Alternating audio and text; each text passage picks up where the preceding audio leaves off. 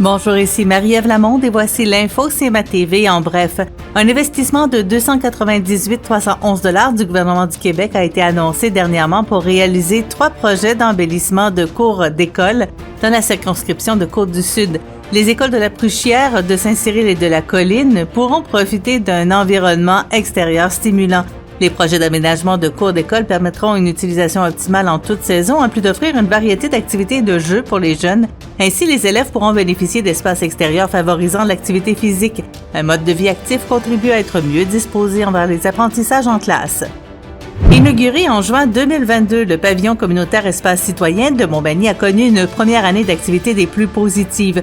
Que l'on regarde le bilan financier ou statistique, tous les chiffres confirment que cette nouvelle infrastructure municipale à vocation communautaire est grandement appréciée de la population, tant des citoyens, des organismes que des entreprises.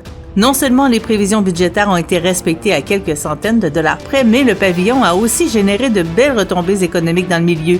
Et ce qui est encore plus intéressant, c'est que l'engouement des débuts ne semble pas s'essouffler. Le calendrier des réservations des prochains mois en fait foi. 152 réservations figurent déjà d'ici mai 2024.